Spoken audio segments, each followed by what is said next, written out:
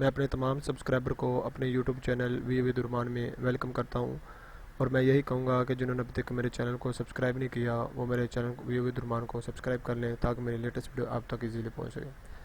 आज हम financial statement analysis MGT FIN 201 का सोल्यूशन नंबर लेके आए हैं, GDP सोल्यूशन लेके आए हैं। आज हम इसको देखेंगे इंशाल्लाह। तो जिन्होंने एक्टिविटी सॉल्व करानी हो और क्यूज़ कराने हो, असाइनमेंट करवानी हो तो हमसे रब्ता कर सकते हैं मेरे व्हाट्सएप के नंबर पे। तो चले आए हम GDP की तरफ बढ़ते हैं।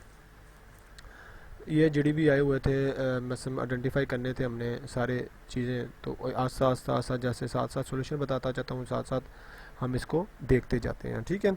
तो पहला जो आया है कहना depreciation the fix assets recording in the financial statement in order to the following which GAAP मतलब आइडेंटिफाई करना है किस कैटेगरी में का प्रिंसिपल में आ रहा है।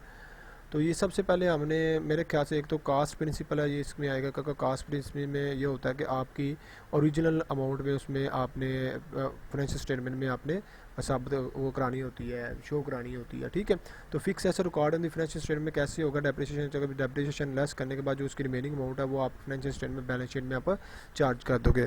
या आप डेप्रिसिएशन पूछ रहा है तो मैचिंग कंसेप्ट का भी बता सकते हो कि जिस ईयर का एक्सपेंस है उसी ईयर में आप चार्ज कर सकते हो। जैसे expense recording is done on the matching concept, expense को अगर डील कर रहा हूँ, अगर वो फिक्स एसेट को डील कर रहा है तो फिर कास्ट प्रिंसिपल मेथड को यूज़ करेगा, ठीक है। This means that revenue are offset by the all expense incur the product on those revenue pertaining to the particular accounting period. It would thus be seen that there is a cause and effect relationship between the revenue and expense. Expense recording is done matching principle का जिस year का expense है उसी year में charge करें, ठीक है। जिस ईयर की इनकम है उसी ईयर में आप चार्ज करें, ठीक है।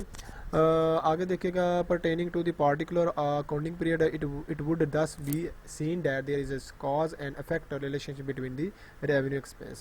अब आप कास्ट प्रिंसिपल को भी डिफाइन कर सकते हैं, क्योंकि एसेट के तौर पर अगर एसेट की वैल्यू को आपने साबित करना शो करनी होती है ओरिजिनल वैल्यू से, तो डेप्रिसिएशन लेस करनी होती है, तो cost value principle is the best option of are the scenario.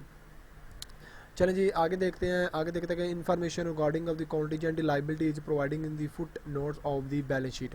बस आपने कॉन्टीजेंट लाइबिलिटी साबित करानी in this line which GAAP principle कौन से प्रिंसिपल में आता है, तो ये आपका आता है एडवोकेट डिस्क्लोजर कंसेप्ट में, क्योंकि आपने इसमें ये बताना होता है fact necessary for proper interpretation of the statements. मतलब स्टेटमेंट को प्योरी आपने देना होता है सब्सिक्वेंट इवेंट, जो आपके सब्सिक्वेंट इवेंट हुए होते हैं, जैसे कि loss weeds against the business, आप बिजनेस के ऊपर आपका केस हो गया, एसेट प्लज सिक्योरिटी कोई सिक्योरिटी देकर एसेट प्लज कराया या कॉन्ट्रैक्टल कराया हुआ है, या कॉन्टीजेंट कोई लाइबिलिटी ऐसी लाइबिलिटी जो आपने फ्यूचर में करनी है, तो वो आपने डिस्क्लोजर आपने देने होते हैं, ठीक है।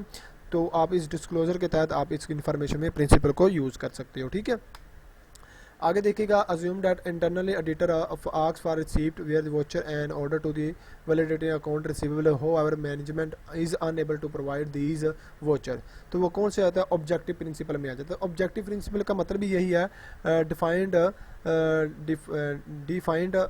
जो होता है factual basis of the asset valuations, मतलब ये ऑलरेडी काम करता है ना वैल्यूएशन का एंड ट्रांजैक्शन ऑब्जेक्टिवली, ठीक है। Accounting principle according to which the information supply to the company financial statement must be supported actually and real evidence and should be not be based on the personal feeling and opinion.